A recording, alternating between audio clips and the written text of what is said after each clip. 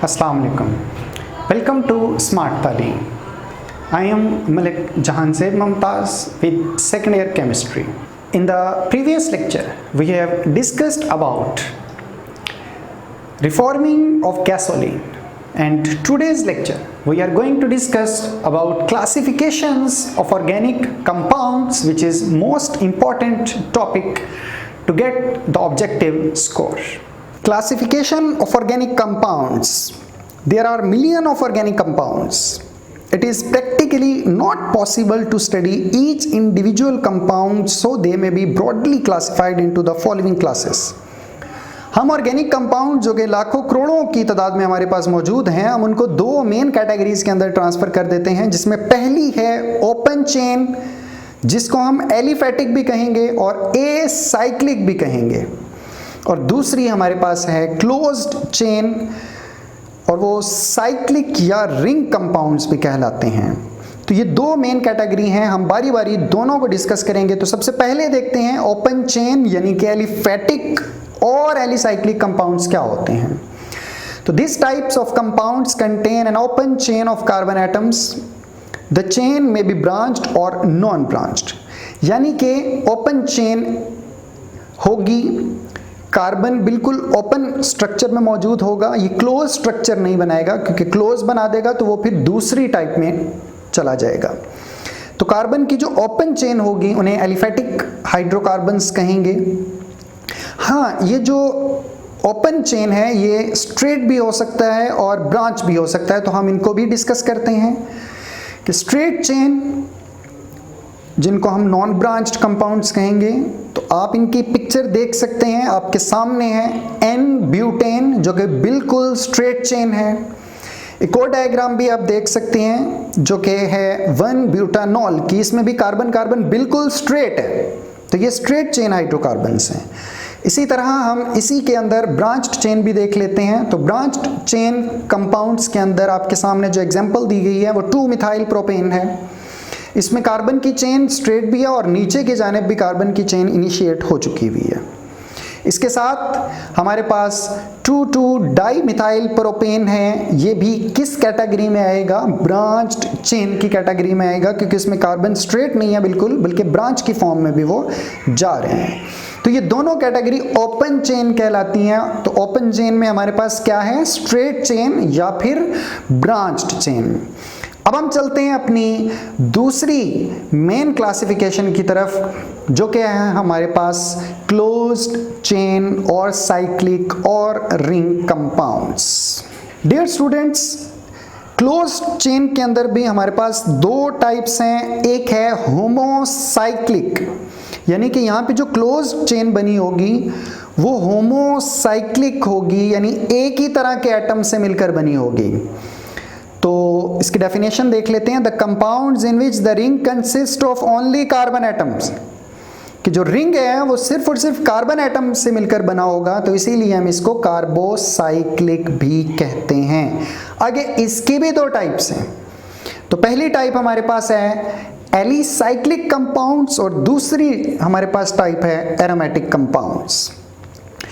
तो पहले देख लेते हैं एलिसाइक्लिक कंपाउंड्स को। इसकी डेफिनेशन क्या है? The homocyclic compounds which contain a ring of 3 or more carbon atoms and resembling aliphatic compounds are called alicyclic compounds। ये बिल्कुल एलिफेटिक की तरह ही होते हैं, लेकिन क्या है कि ये रिंग की फॉर्म में मौजूद होंगे। जैसा कि आप यहाँ पे इनकी डिफरेंट एग्जांपल्स देख सकते हैं। तो सबसे पहले हमारे पास जो डायग्राम दिखाई गई है वो है साइक्लोप्रोपेन। 3 कार्बन है और वो साइक्लिक में है, उसे साइक्लोप्रोपेन कहेंगे। उसके बाद 4 कार्बन है, साइकिल के अंदर है, क्लोज है, तो उसे हम साइक्लोब्यूटेन कहेंगे। इसी तरह 5 कार्बन की जो रिंग स्ट्रक्चर है उसे आप साइक्लोपेंटेन कहेंगे, और 6 कार्बन का हमारे पास एक रिंग स्ट्रक्चर है उसे आप साइक्लोहेक्सेन कहेंगे।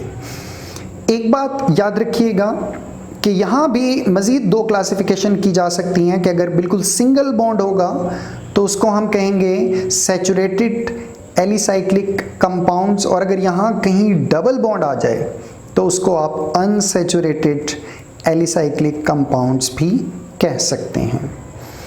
दूसरी हमारे पास जो कैटेगरी है होमोसाइक्लिक कंपाउंड्स के अंदर, वो है एरोमेटिक कंपाउंड्स। तो डियर स्टूडेंट्स, एरोमेटिक कंपाउंड्स क्या होते हैं, इनके बारे में आपने ज़हन नशी कर लेना है कि these carbocyclic compounds contain at least one benzene ring. जिनके अंदर आपको बेंजीन रिंग नज़र आ जाए वो एरोमेटिक कंपाउंड्स होंगे। बेंजीन के बारे में जो मुकम्मल डिस्क्रिप्शन है वो आपको चैप्टर नंबर 9 के अंदर इंशाल्लाह डिलीवर की जाएगी। तो इसके अंदर एक सिंगल बॉन्ड होता है और एक डबल बॉन्ड होता है, फिर सिंगल बॉन्ड, फिर डबल बॉन्ड, फिर सिंगल बॉन्ड, फिर डबल बॉन्ड। तो अल्टरनेटिंग बॉन्डिंग होती है, इसीलिए हम इसके सेंटर में साइकिल लगा देते हैं। तो आपके सामने बेंजीन का स्ट्रक्चर दिखाया गया है।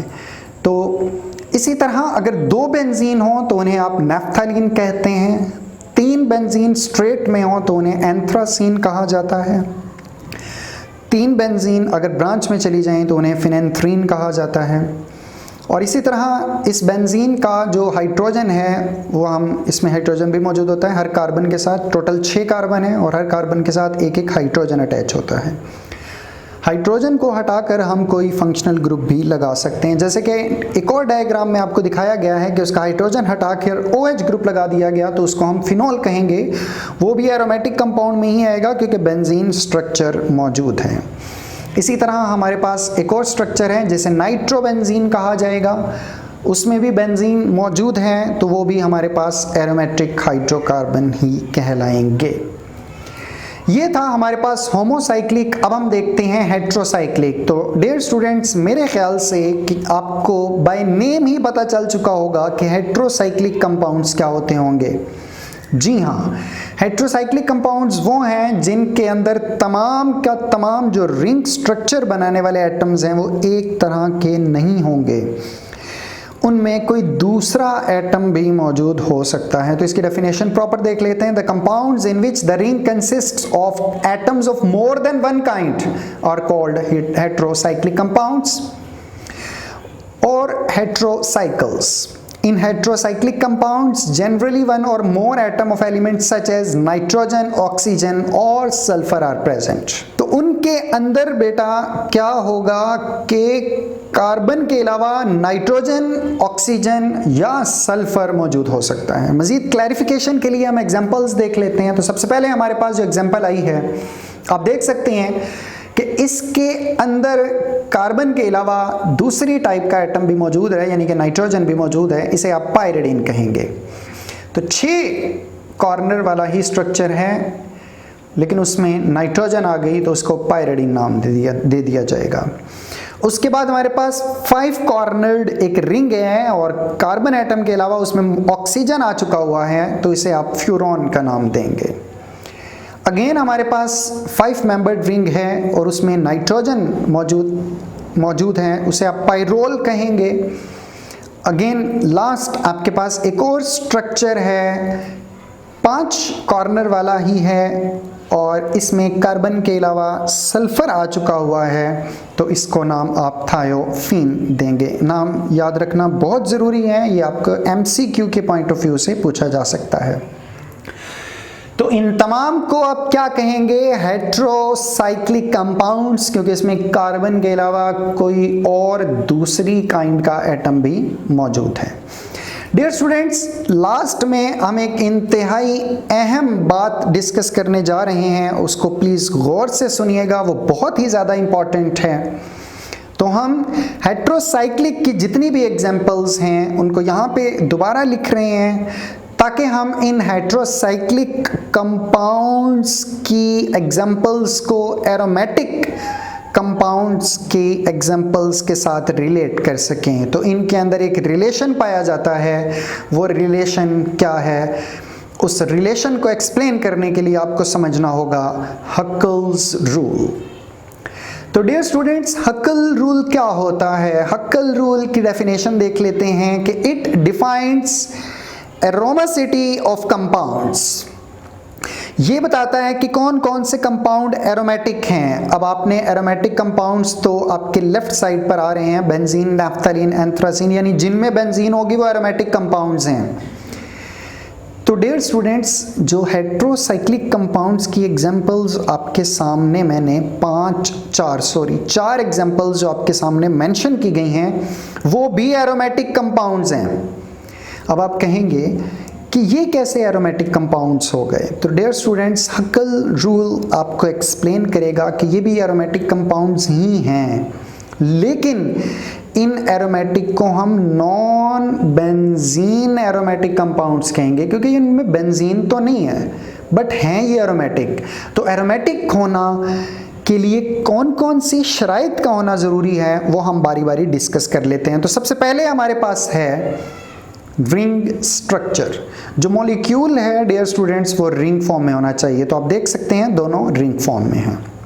Second, all atoms must sp2 hybridised, हर एक एटम sp2 हाइब्रिडाइज्ड होना चाहिए। तो डियर स्टूडेंट्स बेंजीन के अंदर भी जितनी भी कार्बन है वो सब की सब sp2 हाइब्रिडाइज्ड हैं, और यहाँ पर भी आप देख सकते हैं कि जितनी भी कार्बन है और उसमें nitrogen, oxygen, nitrogen again and sulphur, ये तमाम के तमाम sp2 हाइब्रिडाइज्ड हैं। जब आप इनके हाइब्रिडाइजेशन चेक करते हैं तो डियर स्टूडेंट्स ये तमाम sp2 हाइब्रिडाइज्ड हैं। Number 3, alternate single and double bond. जी हाँ, alternate single and double bond हैं हर जगह पर, और उनको हम बार बार लगाने की बजाय एक दायरा लगा देते हैं, बट कहीं कहीं पर आपको लेफ्ट साइड पर भी और राइट साइड पर भी alternating single and double bond दिखाया गया है। मॉलिक्यूल शुड बी प्लेनर, ये बहुत ज़्यादा इंपॉर्टेंट है। अब ये तमाम के तमाम जितने भी मॉलिक्यूल्स हैं ये बिल्कुल एक ही प्लेन में हैं, ऐसा नहीं है कि इनका कोई एटम बिहाइंड द प्लेन है या आउटसाइड द प्लेन निकला हुआ है, नहीं, ये बिल्कुल एक ही प्लेन के स्ट्रक्चर्स हैं। उसके बाद डियर स्टूडेंट्स अभी जो नेक्स्ट पॉइंट आने वाला है ये बहुत ज़्यादा इंपॉर्टेंट है हक्कल रूल के अंदर, कि हक्कल रूल कहता है कि वो तमाम कंपाउंड्स एरोमेटिक होंगे जिनमें 4n+2 पाई इलेक्ट्रॉन्स होंगे। 4n+2 पाई इलेक्ट्रॉन्स का क्या मतलब है?